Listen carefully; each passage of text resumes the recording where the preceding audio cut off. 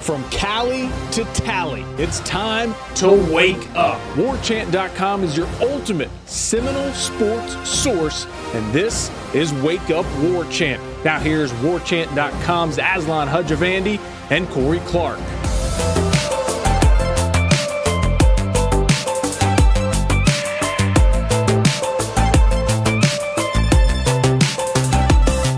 Wake up! Wake up! In the Midtown offices. It's going to get a little sultry in here. The AC is still being a little bugger. But we're going to get through. We're going to do a show, Corey. Mm-hmm. Yep. How are you, man? I'm good, buddy. I'm good. A little warm. Actually, doesn't feel too bad right now, I'll be honest with you. Okay, all Still right. a lot cooler than outside. Mind over matter. Mind over matter. Also, my kitchen sink isn't functioning either.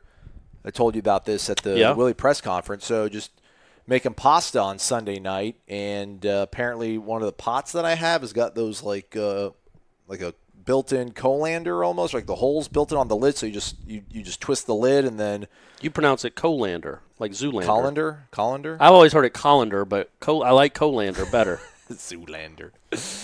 Man, we should just have a side podcast where we just talk about linguistics. Yeah. You know, the origin of idioms and, you know, why we pronounce things the way we pronounce them or whatever. But, dude, so I twist the lid and then I tip it over to obviously let the water out. And then at some point, I guess I don't put enough pressure so the lid falls off. All the noodles, like a moth to a flame. Yeah. Like a paper clip to the strongest magnet in the world. Just zoop.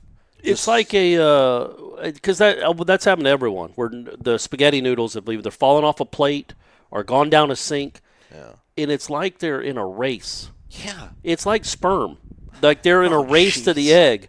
That's scientific. That's not sexual. It is. They're in Learn a about race. it, kids. Look it up. They're in a race to see who can get to the garbage disposal first, and they fly off a plate or fly out of a pot.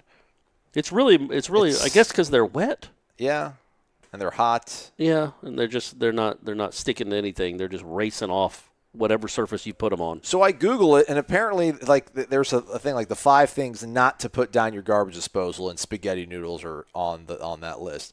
Anyhow, I've done. What were the other 4? People need to know. I think like grease was one of them for sure. Yeah, yep. That's a good point. I don't know the other 3. I was silverware. Probably. Yeah, I've done that a few times. We all have on that.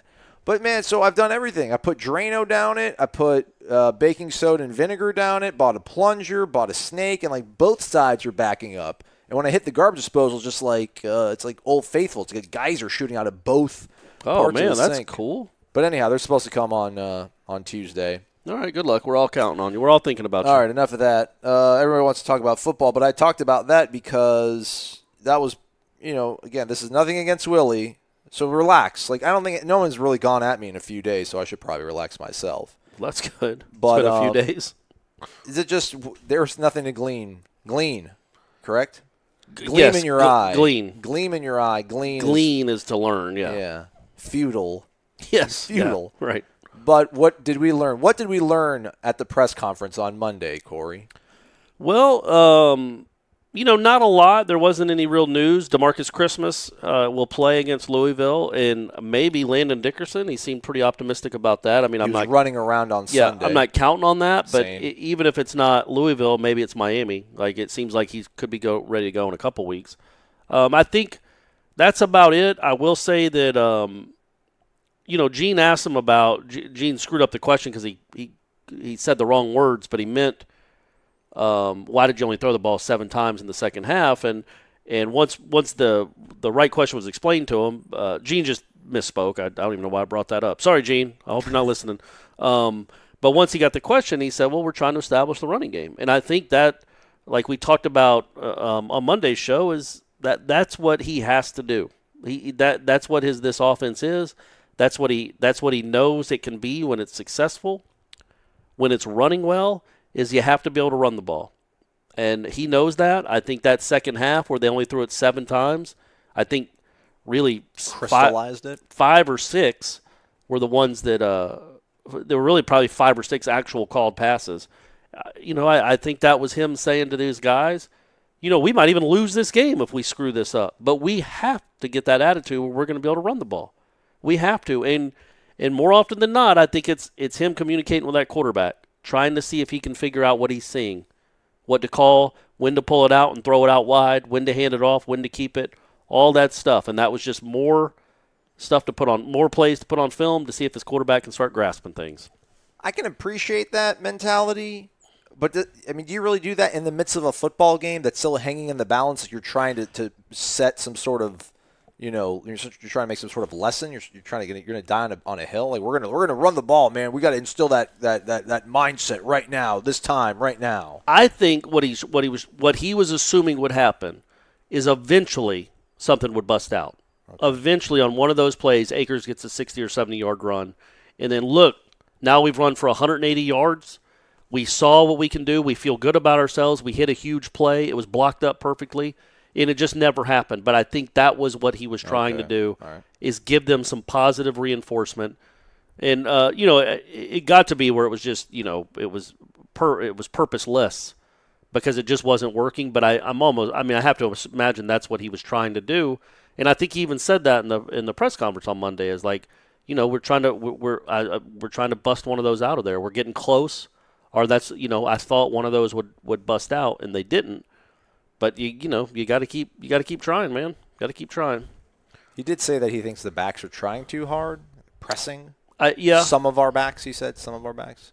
Yeah. I think he said they need to calm down. Yeah. And I get that. I mean, they're running with their hair's on fire because they're so used to sometimes getting the ball and getting tackled right away. They're trying to get upfield so at least they get positive yards and not -3, but they're not waiting for some stuff to develop. This is all, man. I'm telling you, I know you look at this. We all look at this offense and what we've seen through 4 games and go, man, there's what is going on? Why does it look like this? This looks like they're not coached. We all know it can work to huge rewards. I mean, it can. It has. We all know it can. And I think there are a lot of plays that should be made that aren't. A lot of that falls on 12. No, I shouldn't say a lot of that. Some of that falls on 12. Some of that falls on the offensive line, not giving them a ton of time. But receivers are open in this thing. And there are some holes. They're just not clicking right now in the running game, finding those holes. But, do you remember? I mean, Francois made some nice throws. But, he did. But, they weren't all Jameis Winston great throws. I mean, there were guys schemed open, and they were open, and they made plays and made big plays. And I'm telling you, the McKitty play, I'll just keep going back to that. That should have been a 40-yard completion. So there's reasons to be optimistic, and Willie's track record shows that it works. It can work. He is hamstrung by what he's got up front, and I think he's hamstrung by his quarterback still not getting the offense. And DeAndre wasn't recruited to run this, so it's growing pains. But man, I wonder by like week 7 or 8 if it clicks with 12, and he figures out, I can't give the ball to Nooney going out wide. Man, I think it could be a really, really fun offense to watch. I'm positive like that. They're not going to have a great season, but man, wouldn't it be cool even if they go 5-7?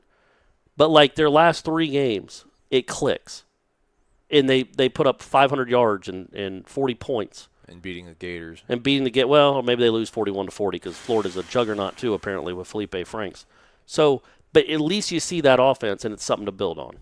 Because I think it's there, man. I think the talent's there, and we know that the system can work. I feel like the fans came around this past weekend, or am I not reading the pulse of the nation? Well, but it's going to ebb and flow, man, depending on how that. What if they go to Louisville and score 11 points again? Yeah, but I think right now, people are hopeful. They're optimistic about this team again. I feel like all right. Well, are. that's good. Am I reading it wrong? I don't know. I haven't talked to any fans really, besides you.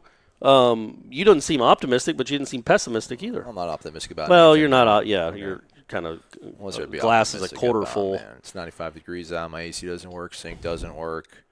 I'm not going to Louisville. We're not going to be able to hang out on 4th Street. That's true, man. Rip it up. Go it on the Bourbon Trail. It's going to be home. I'm going to Churchill Downs. You want me to put any wagers on the horses for you? Why don't you read up on some of those horses and tell me what you want me to bet on? The ponies. I don't know. I feel like people are a little bit hopeful now. I think people feel like, okay, they again, I think they turned maybe a corner, but not the corner. Mm-hmm. I think some people think that they turned the corner. I mean, I don't know. All those turnovers for some reason still don't bother me. And I don't know why because they weren't just terrible decisions. They weren't just like throwing it up. Like the Virginia Tech turnovers at the end, some of those were just awful reads and bad throws. it's just, you got to hang on to the football, man. But those plays were good plays. Like 3 of those 4 turnovers, you had the pick to McKitty that was going to be a 40-yard play. The Patrick fumble was going to be a first down. And then the McKitty play was like a 5 or 6 yard completion, 8 yard, whatever it was, and then he fumbled. So it wasn't like they were just desperation, throwing it up for grabs, awful interceptions. So maybe you're thinking that, like they were positive plays until obviously they weren't. Again, I just think that the way they looked in those first 2 drives, I had apprehension about, can this work? Yeah, I overreacted probably. I mean, it's worked Western Kentucky, it worked at South Florida, it worked at Oregon. Why wouldn't it work here? But after 3 games, it just simply hadn't at all. Right. I mean, you can say whatever. They got 225 yards against Virginia Tech in the first half. But does anybody have a good memory about the first half against Virginia Tech? Can you name 2 plays in the first half against Virginia Tech and the 225 yards they got? The Nooney play. Yeah, I mean, yeah. Well, but even when you look at the Virginia Tech game, they should have 14 points at half. Nooney scored. Yeah. They had to settle for a field goal, and Keith Gavin drops a pass in the end zone. Right. As poorly as they played, and they could not run the ball, they still should have 14 points on the board. Now, they probably still would have lost. That wasn't going to be enough.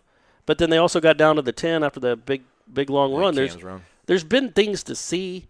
It's just been, again, and we can't talk about it for the rest of our lives, but there's not enough. The running game is what it's all predicated on, man. And you got to find a way to get that going. That's why Gene asked that question. That's why Willie answered the way he answered. It's like, we have to establish a running game. They have to. Yeah. They can't throw the ball 55 times. That's not what this offense does. But that's not what he wants to do. Maybe they can, though. I don't think he can. I don't think he thinks they can block it up. I don't know if he wants to. No, though. I don't even think it's that. I'm not saying in a bad way. I just think he doesn't want to adapt everything because he's been there. He's done that. He's had his struggles. This is what saved his job at South Florida. Got him a job at Oregon. Got him a job at Florida State. I don't want to turn my back on this system. I don't think it's. But the system can be. You can still run the system and just call a lot more pass plays. Number one, I don't think he can block that up. I don't think he thinks they can block it up to throw it 50 times. That Francois will get genuinely hurt. But also, when you're trying to establish something within a program, this is what we are going to do. In 2021, Florida State is going to be running for 300 yards a game. That's what he wants, 250 yards a game.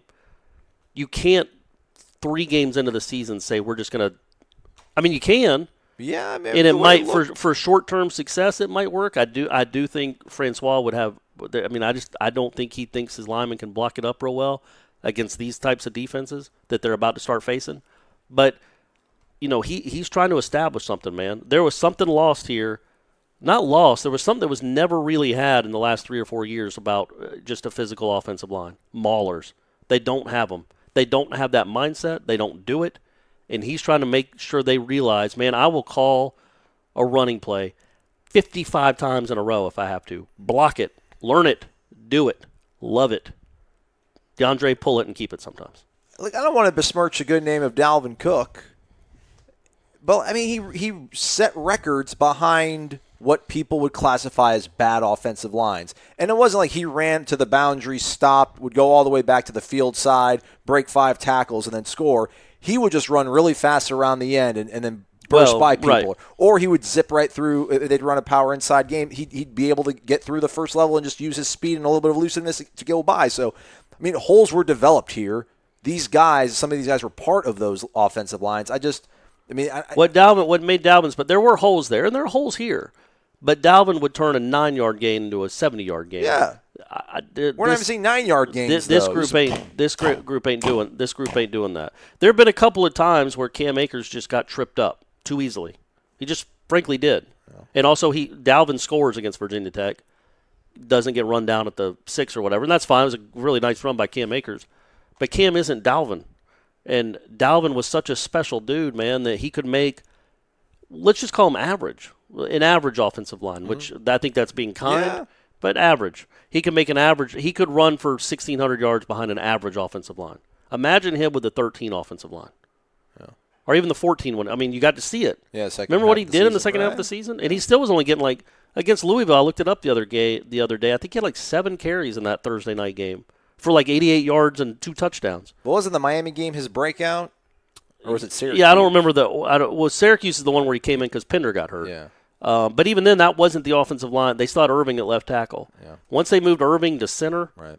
I mean, there were gaping holes all through the middle of the line. And then Dalvin could do what Dalvin did. He'd make people miss and turn a 12-yard gain into a touchdown.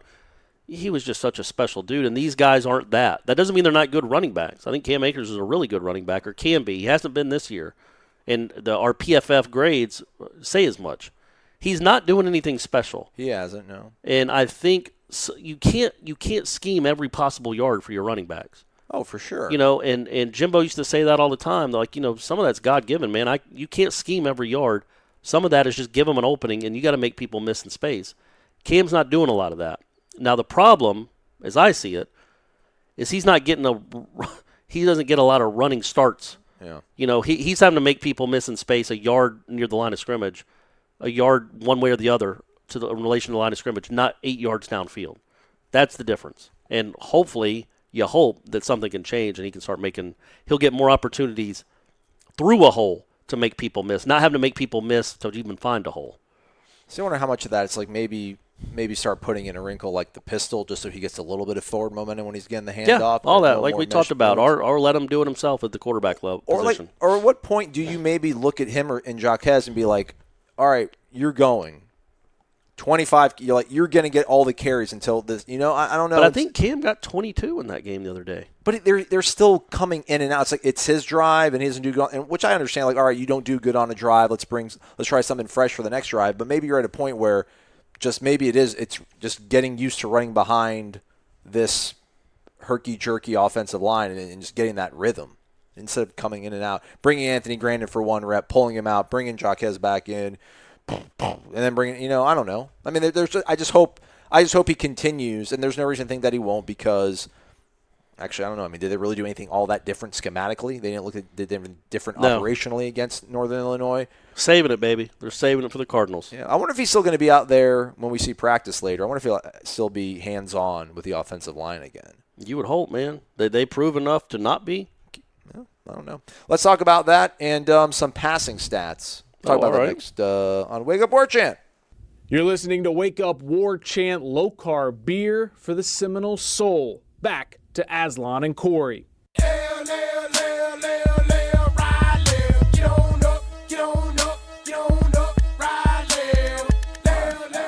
What were we supposed to talk about again, Corey? I forgot. We're talking about some passing stats. Let's talk That's about what you said. Stats. That's what you teased. Yeah. Welcome back, everybody. He's Corey. That's correct. I'm Aslan. All right, DeAndre Francois has dropped back to throw the ball 148 times this season, Corey. Okay. How many times do you think he's thrown to the right side? I mean, basically, they break up the field, Pro Football Focus, into thirds, left side, middle, right side, between the numbers. I don't know, 15? 25. But I wonder how many of those are just screens to the right. Like actual pass plays where guys are running real routes. I wonder how many line of scrimmage stuff. Yeah, I wonder how many of those have been to the right side. Not many, and I don't know why that is. I do know Ira pointed this out. We were talking about it. Maybe you could look it up, the actual transcript. But after the game, Gene asked him on Saturday about why don't you throw to Terry more, and his first response was, our quarterback was getting sacked. If our quarterback's getting sacked, it doesn't matter. But his second response that Ira said was, our quarterback's not looking that way. Like, pointing out that DeAndre's not looking to Terry enough. And I don't know if, when you feel pressure, your natural inclination is to throw it to the left. Right. Maybe Terry's running longer routes, but his natural inclination when he's in trouble is always to throw to the left to Gavin. And Gavin's had he's had some drops, obviously, but he's had a pretty nice start to this season. So it's not like he's throwing to a walk-on. He's throwing to a good player, a guy that might play in the league. But you just wonder why he's not really dividing up the throws all over the field. It's either the middle or the left, almost all of them. Well, yeah, when the quarterback is not getting the ball to the receiver when they're open, that's probably why he didn't get more catches. Well, that's wrong. That was transcribed incorrectly because he did not. They don't even have that in there about the sack. Yeah. Which we know he said when he's getting sacked. So they transcribed that. In the transcription, they don't have that. It just says, but it was great for our football team. I was really impressed with our guys just being great teammates throughout the game. There you go. Yada, yada, yada. Yeah, I don't know why I'm beating this sort of dead horse thing, but I just feel like these are one of the things that if I recognize it, then I wonder, obviously guys who are paid $700,000 probably also recognize it. But it's an interesting thing because Tamorri Terry is the guy that we constantly were like, come on, man. get this guy involved. And every time you see him line up on the right side, you're like, yeah, don't worry about it. It's going to happen. Yeah, he's throwing every short pass, every first down pass, like every pass to try to get a first down is always to 89. And I don't know if that's a trust thing because they've been working together for 3 years now, or if that's like the quarterback feels more comfortable throwing to his left. He sees the left before he sees the right.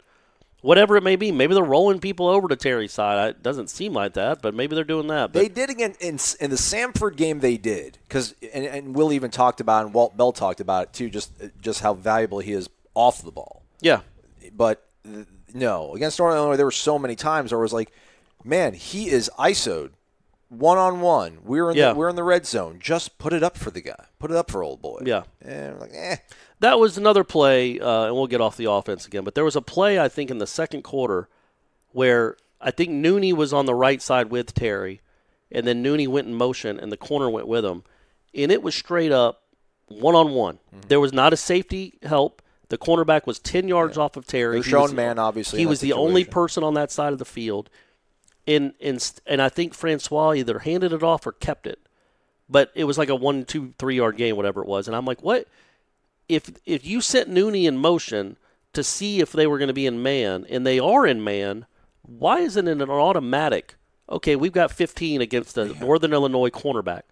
He needs to – it could have been anything. It could have been a stop. It could have been a post. It could have been a fly. Whatever you had to do, he's not going to be covered, and he's going to go catch the ball. And I just think, again, you're seeing the growing pains of people trying to learn an offense. We always point to Jimbo 2010. We really should point to Jimbo 2007 because that's when they were learning a brand new offense, and there were struggles, immense struggles with a quarterback that didn't really get his system real well. So you probably wouldn't have got most college. Well, systems. Right, he wasn't a great college quarterback, but Weatherford. He's doing good in life though. He you know what he did? He beat Matt Ryan. He did. He beat Matty Ice, didn't he? Chestnut Hill. Yeah, that's right. When they were number 2 in the country. That's what Drew Weatherford's got for you, Matty Ice. What are you doing now? Yeah. Losing to the Saints? But I wonder how much of the running game was. He only threw the ball to the right side twice on Saturday against Northern Illinois. Both times were 20 yards or more downfield, which is cool. But I wonder how much of the fact, I don't know how much of like safety help or recognition they don't have to really worry about. Like, because most teams run to the right side because for whatever reason you put your guys at the better feet, your left tackle protecting the blind side of a right-handed passer. Most teams put their power blockers, their road graders on the right side of the offensive line. But the fact that he's not like, they don't have to worry as much about him throwing to the right side of the field. Yeah. I wonder how much of that is the run game not being able to utilize that side of the I've got a theory. I'm just throwing it out there. Obviously, I never played quarterback. But maybe the fact that he's never thrown to the right side, maybe that's part of Willie setting things up. Don't throw to the right side. They're not going to put any extra help on that, and we'll start pounding it in that side of the field. But we haven't seen that happen yet. Do you think, and nobody could blame DeAndre if he looks at the pass rush. Nobody could because it makes perfect sense that he would. Yeah. But do you think when he takes a snap, instinctively, automatically, he looks to the left to see if his blind side has already been beaten? Ooh. And so he's already looking over there to make sure that guy's not bearing down on him. And then he sees Gavin, like in the foreground. That's good. And okay, well, he's open. He's got his man. I'm throwing it to him real quick. I mean, it could be something as simple as that. He's not supposed to. I'm not saying he does. But nobody could blame him if DeAndre was looking, just taking a quick peek to make sure his left tackle isn't tying his shoes while the guy's ripping by him. By the way, we need to get to what's really important. We can't talk about the offense again. Good theory, by the way. It's really good theory. Right, it's something. I'm sure it's not it at all, but I was thinking if I was a quarterback, that's exactly what I would do. I would make sure my left tackle hasn't gotten beaten, and then if I'm already looking over there anyway and I see my receiver, I'm like, I'll just throw it up to him. Last thing on that.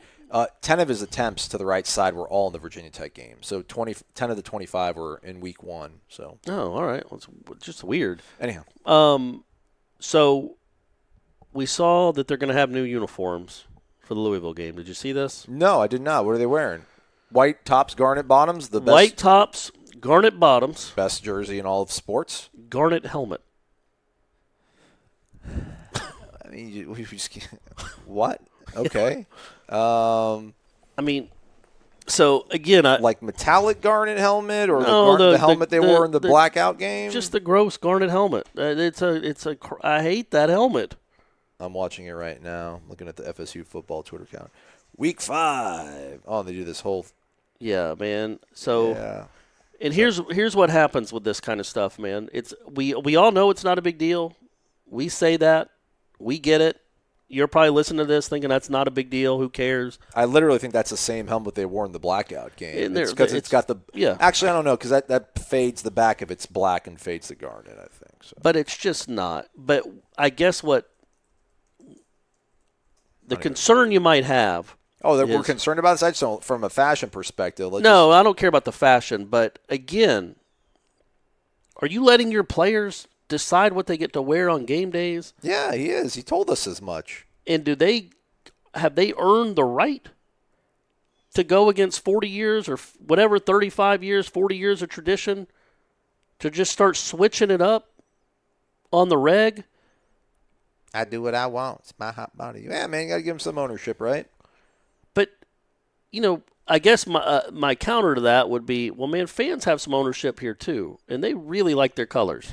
Those are really cool helmets. But we don't make the sacrifices. We're not waking up at 6 o'clock in the morning and getting hit. But there were a lot of guys that came before you that did. I'm not even us. I'm talking about like the thousands that came before you that didn't wear garnet helmets and red and garnet pants. So I just, when it's already kind of tenuous, your relationship with this fan base because how you've looked through 4 games, to start switching it up. So that's 2 and 5 games now that they've gone completely off script with what is the coolest uniform in college football. Nobody here wants this to be Oregon. And now 40% of the games you've coached in a garnet helmet. And you're 0-1 in that helmet. If you just want to be superstitious about it, you're 0-1 in that helmet.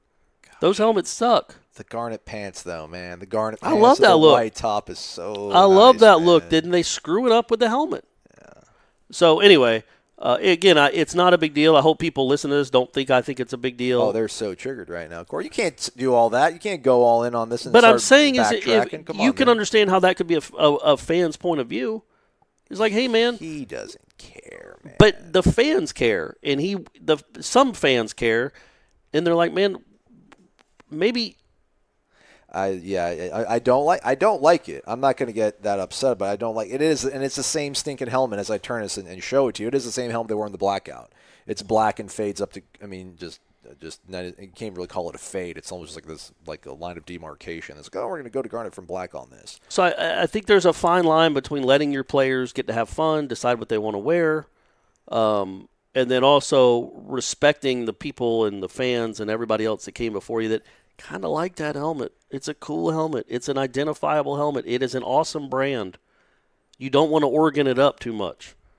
And now you're 40%. This isn't, you just don't need to do it all the time. You don't need to do it 40% of the time.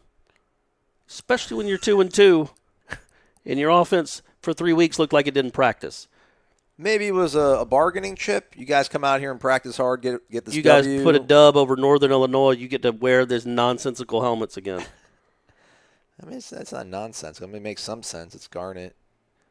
I wonder what Louisville's going to wear. What does Louisville usually wear at home? Like red tops, white pants? Man, who knows? Maybe they'll be in all gold. White hat? Maybe they'll be in a gold helmet. White hats, white helmets. That would be actually a good play by Louisville to wear gold helmets and gold pants, and then hopefully Francois gets confused and starts throwing to what he's used to.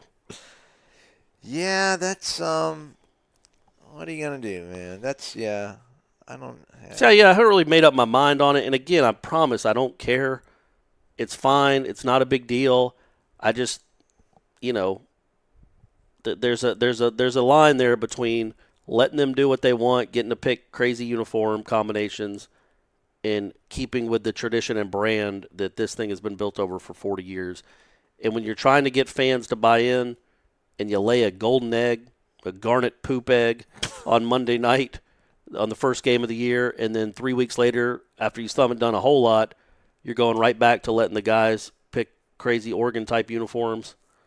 I don't know. I don't know if that's what fans are fired up about. I did not read the mentions, though, at FSU football. Oh, let's do that. Let's read some of those mentions and see if people are fired up about it. By the way, this is one of the most tough. Tarif Knockout was, I think, not maybe the first guy, but it's the top one with hashtag Pack the Garnet Pants. Because that was his. Yeah.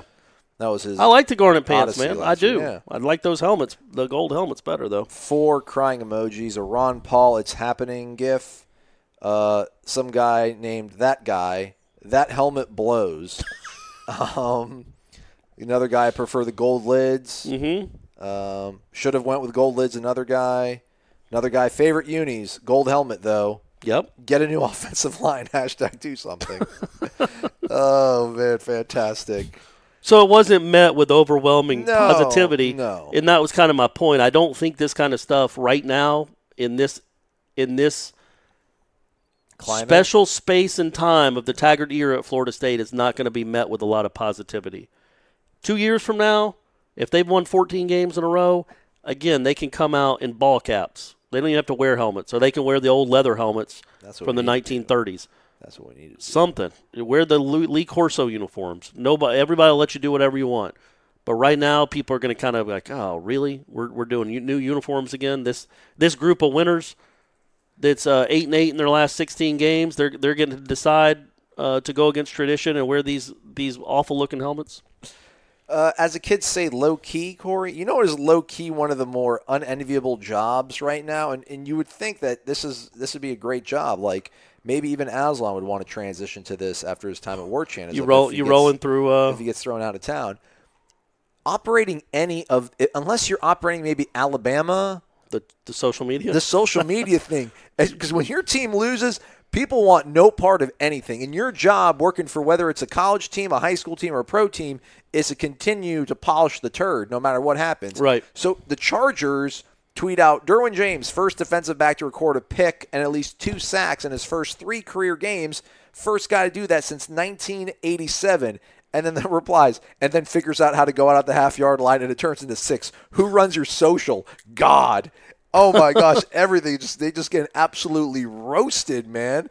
Like, you can't do anything after your team loses a game. No, it doesn't. Or if your team's not good. Yeah, like, but they still want you. Hey, you need to get 10 tweets an hour. We need something out of you. Yeah, but what you can't do if you run one of those is look at the mentions.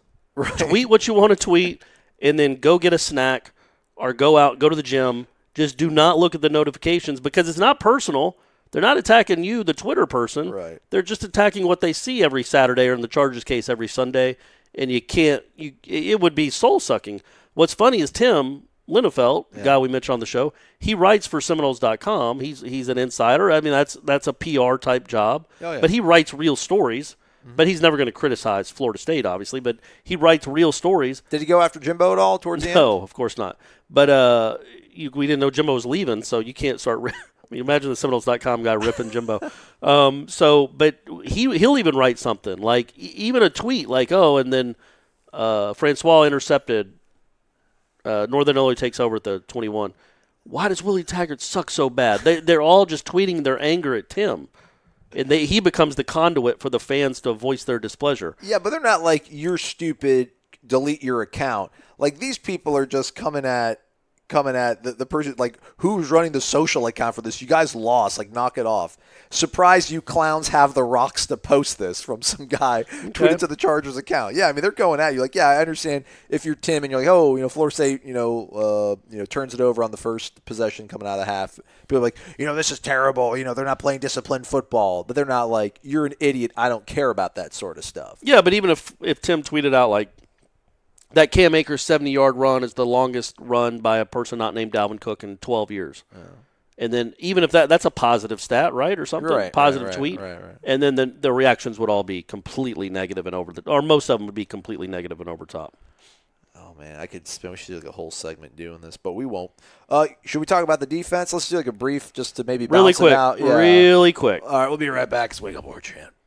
WarChant.com is the ultimate inside source for FSU football and recruiting. And now you can get in on the action for free for an entire month. WarChant.com is offering a risk-free 30-day trial subscription. Get full access to the #1 website covering the Seminoles just by entering the promo code WarChant30. That's WarChant30. Sign up and get in on the world's most active FSU message boards. Receive breaking news, stories from our award-winning staff, plus get exclusive interviews and videos. Just enter the promo code WarChant30. WarChant.com, your ultimate Seminole sports source.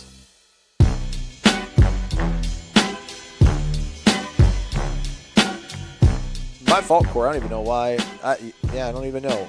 You guys, Ira and you were talking about this defense, hard hitting. Yeah. I don't even remember Asante Samuel putting somebody out pretty good. I mean, but the defense feel good? Feels good? Willie Taggart likes the defense? I think so, right? I think for the most part. I mean, they're still a new scheme they're learning, but why don't they guard anybody? Why can't they cover guys? Well, the pass rush is hit or miss. They're not forcing a lot of early quick throws. They're forcing a lot of movement in a pocket. They're hurrying big plays is what's happening. They're hurrying the quarterback, but then the quarterback is just hurrying up and throwing a 60-yard But also pass. what I think is happening is I looked it up. So Brian Burns this year has 20 quarterback hurries. 20. That's good. That's a big number. In that game Saturday, he had 6. In the game against Samford, he had 9. Those are big numbers. But what's happening, a hurry just means you're hurrying him to make a decision. Sometimes that quarterback will scoot up and roll out, and there's nobody there because your defensive end flew way upfield and is behind him now. Yeah. So he has more time to make that throw. And I think more often than not, you want to move the quarterback, you want to make him scoot up in the pocket, but then something else has to happen. Brian Burns is doing his job in the sense that he's making him move. Yeah. Quarterback's just not standing there at the top of his top of his drop and making decisions because 99's coming and he knows it. But 99's not getting to him. He's either getting pushed out of the way, he's missing him, quarterback's scooting up, and then he rolls out to the right and guess what? Or rolls out to the left and guess what? There's nobody there. Your defensive backs can't cover guys for 4 or 5 seconds. Even bad receivers are going to get open if you give them 5 seconds. So that's something that needs to be shored up a little bit. It's just getting home. And not even getting home like you got to rack up 7 sacks a game. Getting home to where he needs to throw that ball away quicker or he's going to take a sack. Not he can make one quick move and he avoids all pressure. And I think getting Kendo back and Kendo can do, getting him healthy, I think will help. But he had that big sack at the end of the game. Yeah, I didn't get to see that. Yeah, the last play of the game, he got a sack. And that was a huge play because it preserving that 19-point lead. So maybe Kendo will be the other answer. You're getting 2 guys that can, maybe Burns scoots them up and then Kendo comes and finishes them off, that kind of thing. Right now, Burns is scooting them all up. He's moving them out of the pocket, but they're still able to, maneuver enough to get to make throws. I'll ask Harlan about that on Wednesday. If there's some sort of cat-mouse trap that you guys are trying to set up with Brian and somebody else isn't pulling their for people to know, 20 hurries is a lot. And I went and looked up Alabama's defensive stats this year. He had 10 in the Samford game. So the most that anybody anybody at Alabama's defense has is 12 hurries for the season. Yeah. And Burns has 20. I mean, he's doing, as far as a speed pass rusher, he's making an impact. He's affecting quarterbacks. He's not getting home enough right now for the amount of pressures he has, for the amount of hurries he has, and nobody else is cleaning it up. So something's got to change there. Alabama also played Texas A&M, and obviously Jimbo's offenses are very efficient. So it's true. Factor that in when good you're point. using Very Alabama good point. as a barometer. Last thing, you asked Willie who's the best player on your defense, and Willie didn't start naming off a bunch of guys. What were you expecting him to say? What were you hoping he was going to say? I wasn't. I was genuinely curious as to whether he'd say that or not. Because there were times in the past where I'd ask Jimbo, who's your best offensive lineman been? And he'd say it. So I wanted to know if there was somebody I think Marvin's played well. I think Burns has played well. That was the name he mentioned. Myers has made plays, yeah. And I thought that was telling. I mean, he's sitting there, him and Hahn. Let's not do that because he didn't. Because you asked him who's the best player, so let's not put more credence. But who was the first name that popped up? Maybe that was the last guy he saw walking down the hall before he talked to us. Man, come on. Kyle Myers has played well, though. He's played well. It wasn't like he just picked a name out of a hat. So I wanted to see if there was somebody that maybe we hadn't noticed as much. Maybe a Marvin. Because Marvin, according to the PFF grades we get, is the best defensive player on the team. He grades out this season at 86%. Well, he hasn't made a lot of impact plays, but defensive tackles don't typically. Actually, Corey Durden, what I'm looking at, defensive summary, it's Durden, then Burns, and then Woodby, and then I think Marvin's 5 or 6. That's defensive summary. I think it puts it by. That's for the last game, I think, buddy. I did for the whole season because look at the total plays. This is good radio. But either way. Marvin was first, Burns was second, and I think Myers was third. And that seems about right. I think that but with Marvin, I was wondering I just wanted to see if there was somebody that came off the top of his head immediately, and he said, oh, it's definitely Marvin, or it's definitely Burns, or it's definitely Durden. But he didn't. He didn't want to name anyone, which I figured that was the right answer, but you never know. I've never asked Taggart a question like that. I wanted to see if he'd answer it. You're right. That was week 1. That was horrible job by me there. I apologize. So, hey, you're off to go talk to Leonard Hamilton. Basketball season. Practice starts next week. Yeah. I saw the Blue Ribbon panel, I think, has Florida State 16th in the nation. That's pretty cool. Yeah, man, they should be good again. Again, I think people will have to temper. I mean, I don't know how many people have expectations for Florida State basketball that listen to this show, but you're fans of Florida State, so theoretically you should. I don't know what their expectations are, but remember, I'll just keep saying this a lot as we get into basketball season. Not that we're going to spend a ton of time on it here in the next month. They did finish in the Elite Eight, but they weren't a top 8 team all year. They played really well at the right time in the tournament. But remember, they got housed by Louisville in the ACC tournament. Housed. They were a 9 seed, which equates to, mid-30s as far as where you ranked. Yeah. So they're going to have to take another step up to be a top 15 type team and a regular season top 15 team. But I do think an Elite Eight run should give them a ton of confidence. I think Kabengele, that's my dog. I think that dude is a really good player. No Ike, no likey, man. I don't like that either. I don't like that there's no. I don't like that there's no Ike. But you got Kabengele, Terrence Mann, Trent Forrest, P.J. Savoy, M.J. Walker, Phil Cover. I mean, that's right. Cover got. You've got most of these guys, Kumaji. You've got most of these guys coming back. Plus, you got the transfer kid from where was he from? Siena. Where the heck did that kid come from? Sounds about right. Somewhere north in that conference. Wasn't Siena though. But anyway, he scored 40 in a game one time. So you've got some shooting with M.J. Walker, Savoy, and this kid. You've got Trent Forrest, who I think could turn into an all-ACC type player. And, so they should be good. They got a kid from Rice, Malik Osborne. Yeah, I don't know what they're. I don't know. Albany, David Nichols. There you go. Yeah. So I mean, it's a really tough conference. I think you're hoping they win 10 more games in conference, maybe 11, and then get enough non-conference wins to get in the tournament and be like a 5 seed, 6 seed. 15 seconds. Trevor Lawrence named the starting quarterback for Clemson. Does that mean they're going to win the national title now? No. Is Tua still playing? That's true. All right, let's break. We'll be back tomorrow. Thanks for listening, folks. Love you guys. I love you so much. The Sod Cemetery, Osceola and Renegade, and of course, the War Chant. These are great traditions known to all Seminole fans. If you are a card-carrying, garnet and gold-wearing Nole, don't you deserve a site that is truly dedicated to covering FSU sports? WarChant.com's staff has over 50 years of experience covering the Seminoles. WarChant.com is the only FSU outlet with a full-time recruiting analyst in Tallahassee. Plus, it's the only site with a full-time videographer and a daily podcast, 100% dedicated to FSU sports. Why act like Gators and settle for second best? WarChant.com, your ultimate Seminole sports source.